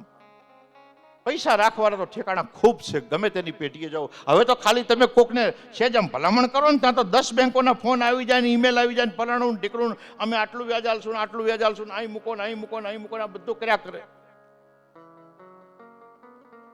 અને પૈસાનો જુગ આવ્યો. પૈસા રાખવા માટેના ઠેકાણા વધી ગયા, વાત રાખવાના ઠેકાણા જતા રહ્યા. પેલા દરેક પાસે એક હગો હતો, દરેક પાસે એક ભાઈબંધો હતો, દરેક પાસે એક ઘરેણીઓ હતો. એમ થતું ભાઈ વખત ભૂંડો આવશે, એના જોડે જઈને વાત કરશું, હળવા થશું. વાત રાખવાનું કોઈની પાસે ઠેકાણું જ નથી. અને હવે આ 3 જણા જાણે છે. ભીલરાજ જાણે છે. એને કીધું જો અયોધ્યાની આબરૂનો સવાલ છે, આ વાતને તું રાખજે. તમને ખબર છે કે વાલભાઈ વડારણ જયારે નવઘણને લઈને ગઈ ત્યારે એની સાથે એક ઢોલી ગયેલો ભીમડીયો, અને અડધા રસ્તે જતા જતા એને વાલભાઈ પાસે કટારી માગી. વાલભાઈને એમ કે કંઈ વાગ્યું હશે, કંઈ કામ હશે, કોઈ વસ્તુ કાપી હશે. વાલભાઈએ વિચાર્યા વગર હુંટલામાં નવઘણ કટારી આલી દીધી. સીધી જાણે પેટમાં પરોવી દીધી, તરફડવા માંડ્યો. વાલભાઈએ કીધું ભીમડિયા ગજબ કર્યો, આ શું કામ કર્યું? એને કીધું કે આવતા આવતા મને વિચાર આવ્યો કે કાલ ઉઠીને મારા મોઢામાંથી જો આ વાત નીકળી જાય ને તો રાનો વંશ જતો રહે, અને એક મારા લીધે જો રાનો વંશ જતો રહે એના કરતા હું સારું છે કે હું જતો રહું. નાના માણસની ક્ષમતાઓ નાની નથી હોતી, ખૂબ મોટી હોય છે. એક દિવસ એને નાણી જોવો જોઈએ. એટલે ભીલરાજે કીધું કે સમજો હું કશું જાણતો જ નથી, તમે શેની વાત કરો છો? મહારાણી કઈ મને ખબર જ નથી. કઈને સંતોષ થયો, ગયા. પણ કઈના હવે મહેલમાં કોઈ અજવાળું નથી. કાયમ માટે એને અંધારું કરી દીધું. એને કીધું ક્યારેય મસાલ નહીં હળગાવવાની. રાત પડે તોય મસાલ ના જોઈએ, દિન પડે તોય મસાલ ના જોઈએ. મારા મહેલમાં હું જ્યાં રહું છું ત્યાં અજવાળું ના જોઈએ. ખૂબ લોકોના જીવનમાં અંધારું થઈ જાય ને પછી મસાલ હળગાવનારું કોઈ ના હોય. અને લખી રાખો, જીવનમાં અંધારું થઈ જાય, જીવતર ધૂળ થઈ જાય. આ લાઈટોને તો વસ્તુઓ દેખાડી શકે, એ તો તમને કદાચ છે ને કોઈ રસ્તો, તમને દરવાજો દેખાડી શકે, પણ ભીતરનું જે અંધારું જો થઈ ગયું, સમજી લેવાનું કે તમારા આખા ભાવનું અંધારું થઈ ગયું. તમને ભાવમાં કશોય ના ભળાય. અને કઈના ભાવમાં અંધારું થઈ ગયું. પણ બરાબર સમય આવ્યો ને વારંવાર ઋષિઓએ જયારે દબાણ કર્યું કે હવે વખત આવ્યો છે, રાજ્યાભિષેક કરો, રાજ્યાભિષેક કરો, રાજ્યાભિષેક કરો. દશરથ બીમાર પડ્યા, બીમાર પડતા પડતા વધુ બીમાર પડ્યા, એટલે એમનું નક્કી કર્યું કે ભાઈ આમનો રાજ્યાભિષેક કરો. ભરત મોસાળમાં ગયેલો છે, અને એ જ વખતે રાજ્યાભિષેકની તૈયારી થઈ. રાજ્યાભિષેકની તૈયારી થઈ, ભગવાન રામને રાજા તરીકે સ્થાપિત કરવાની તૈયારી થઈ. આપણે બધાએ વાતથી જાણીએ છીએ, પણ એ જ વખતે કઈ વચન માગ્યા. કયા? દશરથે કીધું તું કે અત્યારે તો માગી લે, પણ 2 તો તું રિઝર્વ રાખ, એડવાન્સ રાખ, બુકિંગ રાખ, જમા રાખ. એ વચનો એને માગ્યા. એને કીધું કે રામને વનવાસ, ભરતને ગાદી. અને આપણે બધા જાણીએ છીએ કે કઈનું વગોવણું એટલું થયું, એટલું વગોવણું થયું, કોઈ જેનો સીમા ના રહી, જેનો કોઈ પાર ના રહ્યો. અને મંથરા અને કઈ જાણે કે કલંક બની ગયા આખા અયોધ્યામાં નહીં, આખા ભારતમાં, આખા જંબુદ્વીપમાં હિન્દુઓના અને આર્યોના એક એક ઘરમાં જાણે કે મંથરા અને કઈ એટલે બે મોટા વિલન બની ગયા. અને એ જ વખતે દશરથ આઘાત સહન ન કરી શક્યા. દશરથ જતા રહ્યા, દેવલોક પામી ગયા. ભગવાન રામ વનમાં ગયા, સાથે સીતાજી ગયા, આપણે બધા જાણીએ છીએ. અને એના પછી જ્યારે સીતાનું હરણ થયું અને ગોતતા ગોતતા જ્યારે ઋષિમુખ પર્વત ઉપર જ્યારે ભગવાન રામ પહોંચ્યા, બાકીની તો કથા કાલે ફરી પાછી પ્રારંભ થવાનો છે, પણ હું પ્રસંગને પૂર્ણાહુતિ તરફ લઈ જવા માંગુ છું કે જ્યારે ભગવાન રામ પહોંચ્યા ત્યારે ઋષિમુખ પર્વત ઉપર વાલીની બીકથી અને વાલીના ભયથી ઋષિમુખ પર્વત ઉપર આશરો કોણ લઈ રહ્યું છે? હનુમાનજી મહારાજ છે, જામવંતજી મહારાજ છે અને સુગ્રીવ છે. આ ઋષિમુખ પર્વત ઉપર કેમ રોકાણા છે કે ઋષિમુખ પર્વત ઉપર વાલીને એક શ્રાપ છે કે તારું બધે ચાલશે દાદાગીરી, પેલી અડધી તાકાત વાળી આખી તાકાત વાળી દાદાગીરી બધે ચાલશે, પણ આ ઋષિમુખ પર્વત એવો છે કે જ્યાં તારી દાદાગીરી નહીં ચાલે, તારું વચન નહીં ચાલે. અને આ વાતની સુગ્રીવને એમને ખબર છે, એટલે સુગ્રીવને એ લોકો ત્યાં ફસાણા છે. અને એ જ વખતે ભગવાન રામનો ત્યાં ભેટો થાય છે. બીજી એક વાત લખી રાખજો, ગમે એવડો દુશ્મન તમારા પાછળ હાથ ધોઈને પડ્યો હોય તો સમજી લેવાનું તમારી પાસે એક ઋષિમુખ પર્વત હોવો જોઈએ, જ્યાં સુધી એના હાથ ન પોકે. જેની પાસે ઋષિમુખનું સરનામું નથી એને પછી ગમે તેને ભૈસાબ બાપા ગમે તેને કરતું ફરવું પડે છે. ઋષિમુખનું જેની પાસે સરનામું છે, આ ઋષિમુખની ટોચે બેહી ગયો, સ્થાપિત થઈ ગયો, સમજી લેવાનું કે બચી ગયો.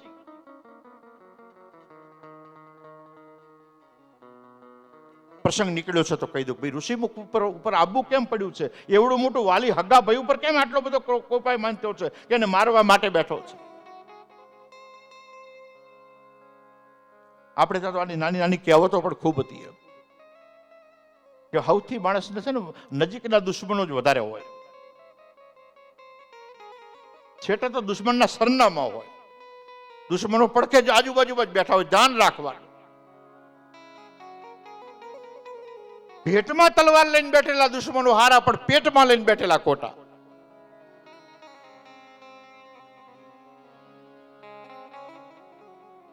એટલે દિવાળે દીકરા, કાં તો વહુ ને કાં વરા, કાં તો પાડોશી ચાડિયા ને કે ખૂટલ ભાઈ તો ખરા.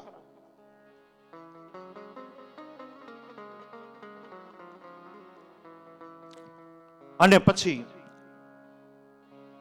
કેમ આ ઘટના બની છે? બહુ ધ્યાનથી સાંભળવા જેવી ઘટના છે.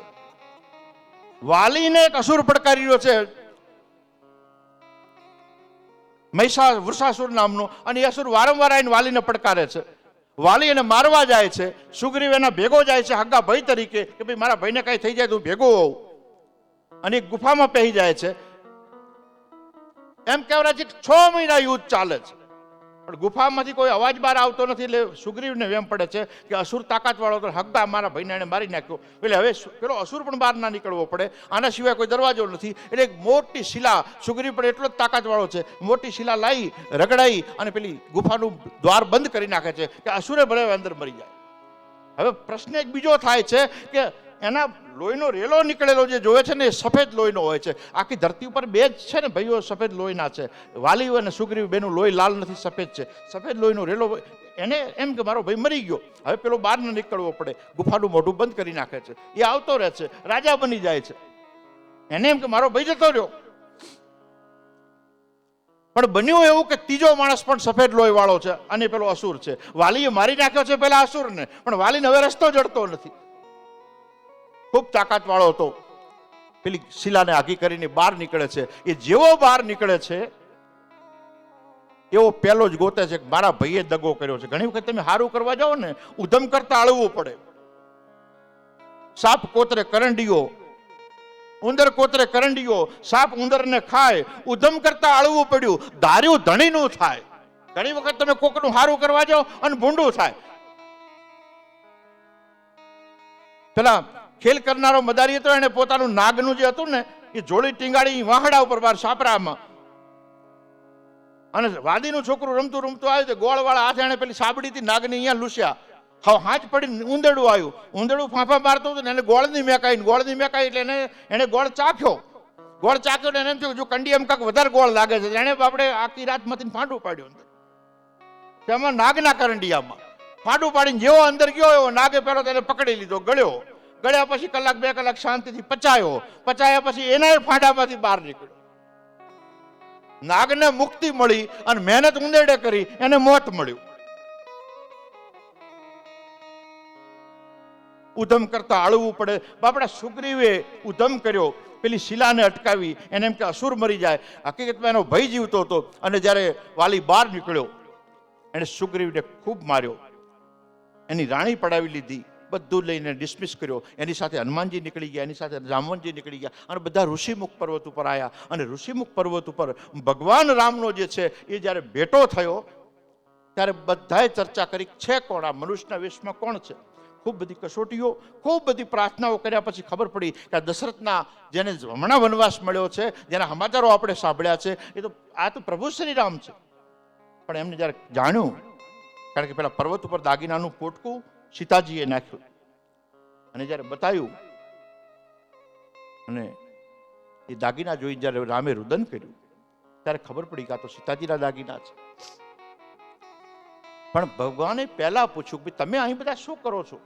એમણે કીધું કિષ્કિંધાનો હું રાજવી છું, મારી પત્નીને પડાવી લીધી છે. કોણે? હગાભાઈએ.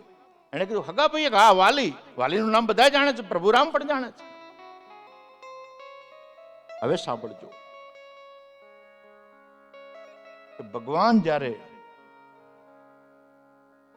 કૈકેયીને મળવા ગયા વનવાસથી નીકળતા પહેલા, ત્યારે કૈકેયીએ કીધું કોઈ અહીં હાજર ના હોવું જોઈએ. મંથરાને કીધું તું એ ના હોવી જોઈએ, મારે પ્રભુને એક વાત કરવી છે અને એ વાત પ્રભુના મનમાં છે. હવે અમને એડ્રેસ મળ્યું છે. વાલી શબ્દ સાંભળ્યો અને ભગવાનના મોઢા ઉપર છે ને એક ગંભીરતાના ખૂબ ભાવ આવ્યા છે. એ તો ધીરોદત્ત નાયક છે જ ગંભીર, પણ વધુ ગંભીરતા છે. મોઢા ઉપર એક કરચલી પડી ગઈ. જોયું, હા, અનુસંધાન ક્યાંક સંધાઈ રહ્યું છે. એક બીજી વાત લખી રાખજો, કર્મ આમથી કરો તો ભલે, કર્મ આમથી કરો તો ભલે. સમયનું ચક્કર છે ને તમને એના પરિણામથી છોડતું નથી. તમે જે વાયુ છે ને એ જ ઉગે છે. આખા ગામ ભેગું કરો કે જોવા ભેગું કરો ગામને, અને તમે એમ કહો 5 જણા સાક્ષી રાખી તમે એમ કહો કે એટલે 5 બોલો મેં આંબો વાયો તો બાવળીઓ ઉગ્યો કે નહીં. 5 આ પાડે કે આ અમે હતા નાણે છે ને બાપડે આંબો વાયો તો અને બાવળીઓ ઉગ્યો છે. 5 ને 6 બધા જૂઠું બોલી રહ્યા છે. આંબો વાવો તો આંબો જ ઉગે, બાવળીઓ વાવો તો બાવળીઓ જ ઉગે. એમાં સાબિતીની કોઈ જરૂર નથી. એને પ્રત્યક્ષ પ્રમાણ કહેવાય છે. અને એટલા માટે પ્રભુ શ્રી રામ તરત વિચારે છે. એક બાજુ વનવાસ વેઠી રહ્યા છે, એક બાજુ અવધના એટલા મોટા તાકાતવર રાજવીની પત્નીનું હરણ થઈ ગયું છે, અને બીજી બાજુ સુગ્રીવનું દુઃખ છે. દુઃખમાં તમને કોઈક દુઃખ સંભળાવવા આવે ને એટલે તમે હામલા પર ખીજી જાવ છો, ભાઈ હું જ ભેળાઈ ગયેલો પડ્યો છું, હું તને શું ટેકો કરી શકું. શક્તિશાળી એ છે કે ભેળાઈ ગયેલો હોય પણ હામલો કહેવામાં આવે ને એટલે એટલું કે મને વિચારવાનો સમય આપ, હું તને કાંઈક રસ્તો કાઢી આલીશ, હું તને કાંઈક ટેકો કરીશ. સમજી લેવાનો કે આ તાકાતવાળો વ્યક્તિ. એટલે વનવાસે એમને એમ લેવાતો નથી, જંગલમાં એમને વનમાં એમને એમ જવાતું નથી. એના માટે રામની ઊંચાઈ જોઈએ છે. દેખ ન ઇતના ઉપર જાના, देख नहीं इतना ऊपर जाना, ऊंचा है आसमान रे जोगी, ऊंचा है आसमान रे जोगी, तू शब्दों का दास रे जोगी, तू शब्दों का दास जोगी. राम कभी तो ना बन पाएगा, राम कभी तो ना बन पाएगा. क्यों लेता है वनवास रे जोगी, क्यों लेता है वनवास रे जोगी, तू शब्दों का दास जोगी. शब्दों का दास जोगी।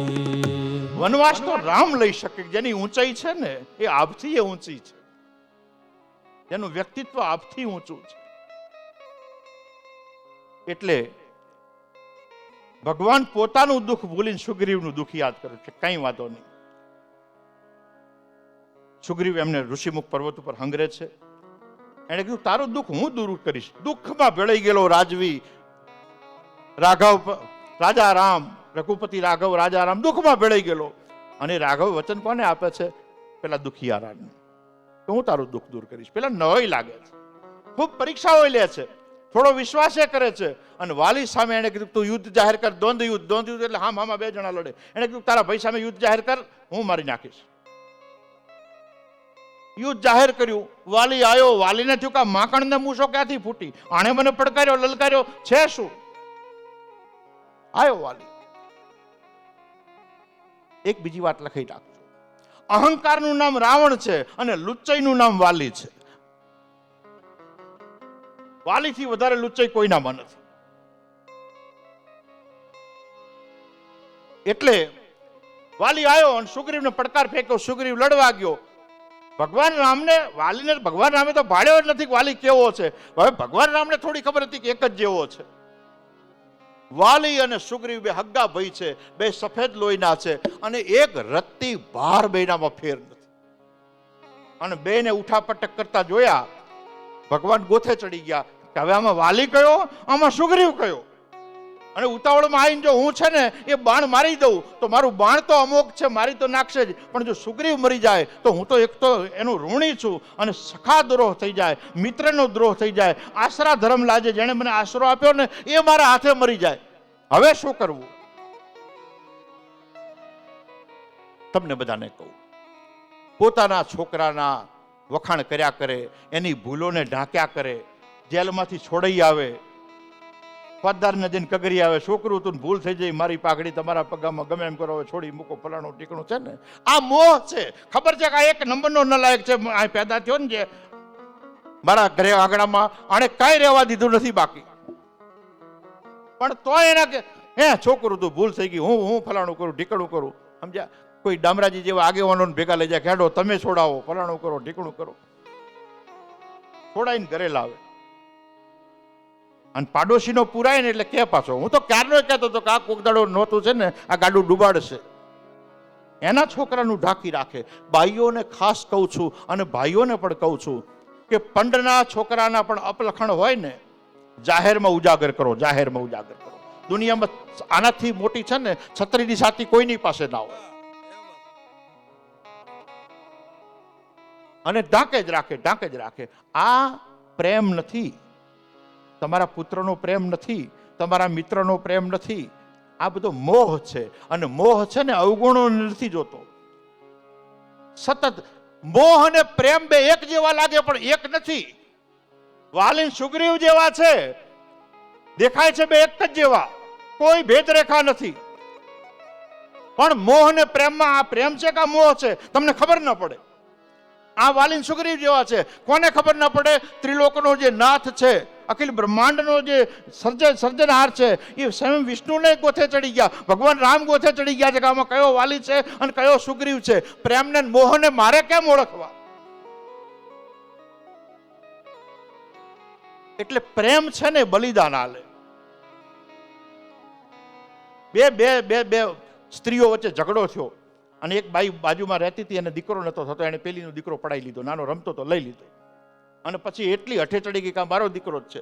મોહલ્લાએ સમજાઈ, ગામે સમજાઈ, ને એ વખતે રાજાશાહી ચાલે, બધું રાજા સુધી પહોંચ્યું. નવાઈ લાગી રાજાને, નવાઈ લાગી. તો પેલો કેસ છે કોકનો છોકરો પડાઈ લીધો હોય. બે જણે છાતીઓ કૂટે, પેલો કે મારો દીકરો છે, મારો દીકરો છે, મારો દીકરો છે. પણ રાજા એટલો વિદ્વાન, એટલો વિદ્વાન, એટલો વિદ્વાન, એને કીધું આના ન્યાય કાજીથી ન થાય. આ તો હૈયાની વાત છે. હૈયાના ન્યાય કાજીથી ન થાય. કાજીથી તો મગજના ન્યાય થાય. અદાલત તો મગજથી ચાલે, ગુના મગજથી થાય, સમાધાન મગજથી થાય. રાજાએ કીધું કે પાટલો લાવો, પાટલો લાવ્યો. હાવ નાનું દીકરું, એને કીધું પાટલા ઉપર આને હુવાડી દો. રાજાએ તલવાર કાઢી કે આના બે કટકા કરું ને બે ને એક હાલ દો. જેનો દીકરો હતો ને એને કીધું કે ના મારે નથી જોતો, એનો છે એને હાલ દો, મારો નથી.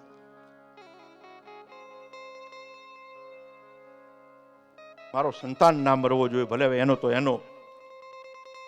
આ પ્રેમ છે. પ્રેમ કોકને આપી દે, બલિદાન આપે. પ્રેમ કોકનું બલિદાન લઈ ના લે. આ પ્રેમ છે, આ મોહ નથી. અને ત્યાં જ પેલી બાઈએ કીધું કરે રે, એનો દીકરો ન મરે એના માટે થઈને એને મને હાલ દીધું. એને કીધું રાજાને કગરીક સજા મને હાલો, દીકરો મારો નથી ને પાછો હાલો. એટલે મોહ અને પ્રેમ બે છે ને, લાગે એક જેવા, પણ બે એક નથી. બે માં અંતર છે, અને એટલું બધું પાતળું અંતર છે કોઈને ખબર ના પડે. જો ભગવાન રામ, રાઘવેન્દ્ર પણ જો એમાં થાપ ખાઈ જતા હોય તો મનુષ્યની તો શું તાકાત છે, પણ તો કોણ જાણી શકે? જો ભગવાન, તમને એમ થાય ભગવાન રામ પણ જો ના જાણી શકતા હોય તો મોહમાં પ્રેમમાં ભેદ કોણ જાણી શકે? રામ ન જાણી શકે, પણ રામ ભક્ત જાણી શકે. જેણે રામનું નામ લીધું છે, જેણે રામની ભક્તિ કરી છે, જેણે રામની કથા સાંભળી છે, જેણે રામનું નામ શ્રવણ કર્યું છે ને, એ એનો ભેદ આંકી શકે. અને પછી વાલઈએ ધરાઈને માર્યો સુગ્રીવને, ધરાઈને માર્યો. કોઈ બાકી ના રહ્યા, બધું હાડકું ભાગી નાખ્યું સુગ્રીવનું. સુગ્રીવને ઢહેડીને પાછા ઋષિમુખ પર્વત ઉપર લઈ ગયા.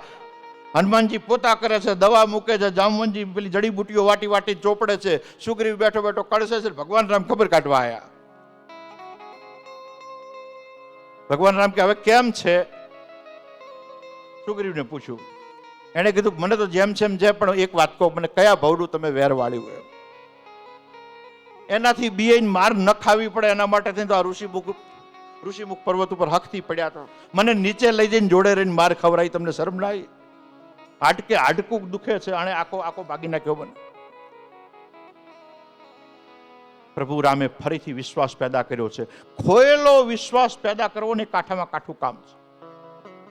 કોઈનો વિશ્વાસ તોડશો નહીં, અને તૂટ્યા પછી વિશ્વાસને હાંધવો ને, દુનિયાનું અઘરામાં અઘરું કામ છે. તમે પાણીના નેવાને મોભા ચડાવી શકો, પણ તમે તૂટેલા વિશ્વાસને ફરી વિશ્વાસ સાધી ના શકો. પણ પ્રભુ રામ છે, રઘુપતિ રાઘવ રાજા રામ છે, રઘુકુળ કુલભૂષણ છે, તાકાત વાળા છે, ક્ષમતા છે, બુદ્ધિ છે. અને એમણે ખૂબ સરળતાથી સુગ્રીવને ફરી તૈયાર કર્યો કે કોઈ વાંધો નહીં, કાલ તૈયાર થઈ જા. અને છેલ્લું સાંભળી લે, હવે બહુ ગમતો તું બીજી વાર માર ખાઈશ, એથી વધારે ફરક નહીં પડે ને. મારા ઉપર ભરોસો કર.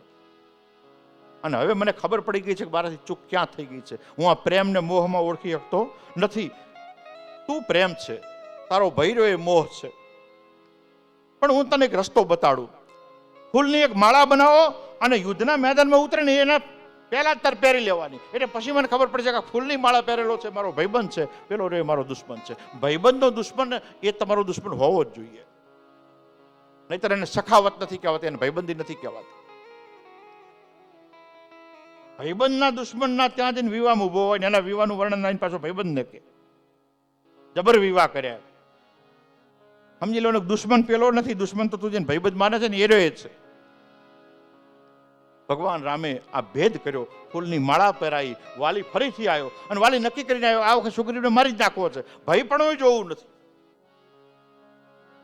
ભગવાન રામ એક ઝાડની પાછળ સંતાઈ રહ્યા છે, ધનુષ લઈ. ધનુષ બાણ તૈયાર છે. સુગ્રીવે જેવો મેદાનમાં ઉતર્યો, ગળામાં માળા વીંટી લીધી છે, અને ફરી પાછું બંનેના વચ્ચે યુદ્ધ શરૂ થયું. જબરજસ્ત દ્વંદ્વ યુદ્ધ જામ્યો. અને હવે ભગવાન રામને ખબર છે કે પ્રેમ કયો છે, મોહ કયો છે. અને બરાબર તીર તાણી કાનની બૂટ સુધી લઈ ગયા. અને ફૂલ વગરનો જે છે એ જ દુશ્મન છે, એ જ મારા મિત્રનો દુશ્મન છે. અને એક ઝાટકે તીર માર્યું છે, એવું તીર માર્યું ને તાણી. બહુ ચલ બલ સુગ્રીવ કર હર્ષ હારા ભય માની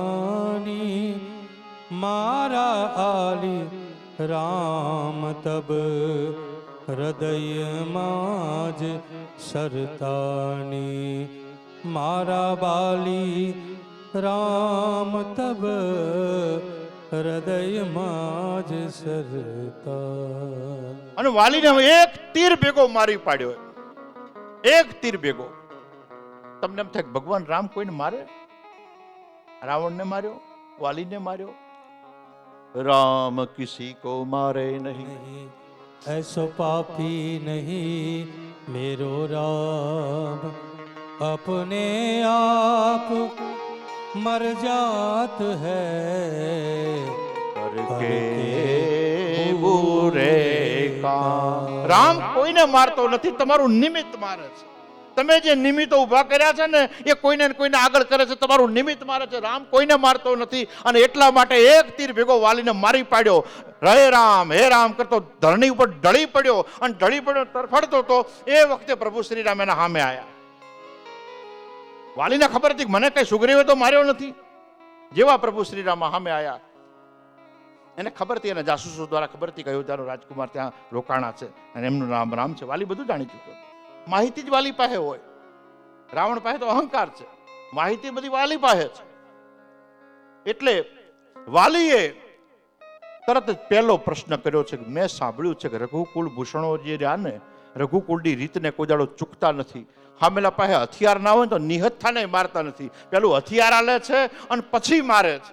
અને હે રામ, તમે જ્યારે પરશુરામ ઉપર તમે જ્યારે ધનુષનું અનુસંધાન કર્યું ને ત્યારે પરશુરામે તો તમારા દર્શન કર્યા અને તમારામાં અવતાર જોઈ લીધો વિષ્ણુનો, પણ તમે એમ કીધું હતું કે હવે નહીં, હવે માફી માંગો તોય નહીં, હવે મને પહેલા એમ કહો કે આ ધનુષ જે મેં ચડાયું છે, બાણ ઉપર અનુસંધાન કર્યું છે, હું અત્યારે રઘુકુળ, હું અત્યારે એક રામની ભૂમિકામાં છું, હવે હું રઘુવંશી છું, મને એમ કહો કે હું આ તીર ક્યાં મારું, કોનો વધ કરું.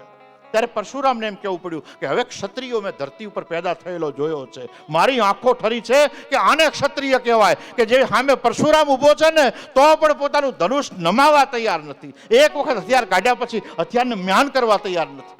એણે કીધું કે આ ક્ષત્રિયને હું ક્યારનો ગોતી રહ્યો છું. એમણે કીધું કે હવે મારી જે ઉડ્ડયન શક્તિ છે એ ઉડ્ડયન શક્તિને નાશ કરો. મહેન્દ્ર પર્વત ઉપર છે ને એના એ તરફ તમે મારો તીર અને મારી ઉડ્ડયન શક્તિને નાશ કરો. હવે મારે ઉડાઉડ કરવાની જરૂર નથી, હવે ક્ષત્રિય પેદા થઈ ચૂક્યો છે.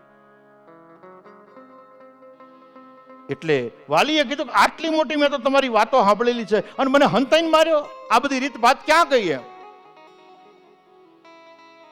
એ વખત પ્રભુ રામે કીધું કે મારે આ આચરણ એટલા માટે કરવું પડ્યું. હે વાલી, કોઈ દશરથનો વાંક નતો, ફક્ત તારા બગીચામાં પગ મૂક્યો હતો અને તારા બગીચામાં પગ મૂક્યો હતો. તું જાણતો હતો કે હંગાથે કઈ છે એટલે દશરથ લાચાર થઈ જશે. નકે તને ખબર છે કે રઘુવંશીઓ અમે છીએ, ક્ષત્રિયો છીએ, અમે મરવાનું પસંદ કરીએ પણ મસ્તક ઝુકાવવાનું પસંદ ન કરીએ. અને તે મુગટ પગમાં મુકવરાયો, શિરોમણી મુગટ મુકવરાયો. એ લાચાર દશરથ મુગટ મૂકીને ગયો અને મુગટ વગરનો દશરથ અને કઈ એના દીવા છે ને ઓલવી નાખ્યા. આખી જિંદગી અંધારામાં રહી અને મારો રાજ્યાભિષેક થવાનો હતો. દશરથ જતા રહ્યા એટલે વાતની કોઈને ખબર નથી, મને ખબર નથી, પણ ખોટો મુગટ મારા ઉપર ન ચડી જાય, રઘુકુળ ભૂષણના માથા પર ડુપ્લિકેટ મુગટ ના ચડી જાય એના માટે એણે વચન માંગ્યું, પોતાનું કલંક માથે લીધું. આ બધોય કરીને સમયને સંજોગોનો સરવાળો મેળવવા માટે થઈ એણે મને વનમાં ધકેલ્યો. આ સંજોગોએ જો તારો ભેટો કરવરાયો અને તું એક બાણ ભેગો ભોંય પડ્યો છે. એ જ મહારાજા દશરથનો હું દીકરો છું, મારું નામ રામ છે. અને વાલીને બધો પ્રસંગ યાદ આવી ગયો. માણસને છે ને મરતા સુધી બે વસ્તુ ભૂલાતી નથી. કોણે ગાળ બોલી હતી ને એ ભૂલાતી નથી અને એને કોણે બોલી હતી એ ભૂલાતી નથી. લીધું દીધું બધું ભૂલી જવાય છે. અને હે રામ હે રામ હે રામ કરતો છે ને એ મોહ ભાગી ગયો. હવે ફક્ત સુગ્રીવ જે છે પ્રેમ વધ્યો છે અને પ્રેમ પ્રભુ પાસે હોય, મોહ કિષ્કિંધામાં હોય. મોહને ગુફાઓમાં રહેવું પડે, ગુફાઓની નગરીમાં રહેવું પડે, પ્રેમને ના રહેવું પડે. એટલે તમને બધાને કહું છું કે જેટલું ઝેર છે, જેટલું વખ છે જીવનનું, જેટલી ઉપાધિઓ છે, પીવાની તૈયારી રાખવાની, સહન કરવાની તૈયારી રાખવાની, ધીરજની તૈયારી રાખવાની, ધૈર્યની રાખવાની. કેમ? વખનો ઘૂંટડો કઈ પીધો, આજે એનો બદલો એને મળી ગયો, વાલીને મળી ગયો. एक दिन विष का प्याला पी जा, एक दिन विष का प्याला पी जा, एक दिन विष का प्याला पी जा, एक दिन विष का प्याला पी जा, फिर ना लगेगी तुझे प्यास रे जोगी, फिर ना लगेगी तो है प्यास रे जोगी, तू शब्दों का दास रे जोगी, तू शब्दों का दास रे जोगी तेरा क्या विश्वास रे जोगी तेरा क्या विश्वास रे जोगी तू शब्दों का दास रे जोगी तू शब्दों का દાસ રે જોગી એટલે સમય પોતાનું અનુસંધાન સાધી લેતો હોય છે, પણ સમયના સાથે ગમે એવી વિપત્તિ સાથે ચાલી શકે. એ જ ધીરોદત્તક રાજા છે ને ભગવાન રામ છે. અને યુગો પહેલાં જ્યારે પ્રગટ થયા, કોઈને ખબર નથી કઈ તારીખે પ્રગટ, કયા વર્ષમાં થયા, પણ તારીખ ખબર છે કે રામનવમીએ પ્રગટ થયા. વર્ષોથી હજારો વર્ષ જતા રહ્યા, હજારો રાજાઓ જતા રહ્યા, મહારાજાઓ જતા રહ્યા, પણ રાજા રામ ગઈકાલે હતો, રાજા રામ આજે છે. આજે અયોધ્યામાં એના આંદોલનો ચાલે છે, આજે એના મંદિરના નેજા માટે થઈ અને હજારો હિન્દુઓ આકલ ભેગા ઊભા થઈ જાય છે ને, એ રાજા રામ છે. એટલે પ્રભુ શ્રી રામનું જે ચરિત્ર છે, રામચરિત માનસ છે, જેટલી વખત તમે સાંભળો, જેટલા પ્રસંગો તમે સાંભળો, તમને નૂતન જે માખણ છે ને, એ માખણને રોજે રોજ પેદા કરવું પડે. ઘી તમે હંગરી શકો, પણ તમે માખણ નથી હંગરી શકતા, કારણ કે એને રોજે રોજ વલોણું કરવું પડે. કથા છે એ વલોણું છે, સત્સંગ છે વલોણું છે, આત્મમંથન છે વલોણું છે, અને એમાંથી નિત નવું જે નવનીત પેદા થાય છે ને, એ નવનીત રામચરિત માનસ છે, એ રામકથા છે, એ પ્રભુ શ્રી રામનું નામ છે. એટલા માટે બધાને એક ભલામણ કરું છું કે કથામાં આવો ત્યારે બધું મંડપની બહાર મૂકીને આવો અને ખૂબ ખુલ્લા મનથી, હૃદયથી, સ્થિર ભાવે પ્રભુ શ્રી રામની કથા સાંભળો. મને આજે રામેશ્વર મહારાજ જે જવાબદારી સોંપીને ગયા હતા, એ જવાબદારીમાં યથાયોગ્ય પૂર્ણ કરવાનો મેં પ્રયત્ન કર્યો છે. અને પ્રભુ શ્રી રામનું એ બાને મારા મુખેથી જે ગાન થયું છે, હું મારી જાતને ધન્યતા અનુભવું છું. અને આજે હું મારી વાણીને અહીંયા વિરામ આપું છું. હરિ ઓમ. પૂર્ણમદઃ પૂર્ણમિદં પૂર્ણાત પૂર્ણમુદચ્યતે પૂર્ણસ્ય પૂર્ણમાદાય પૂર્ણમેવાવશિષ્યતે. બોલીએ સિયાવર રામચંદ્ર રામચંદ્ર ભગવાન કી જય.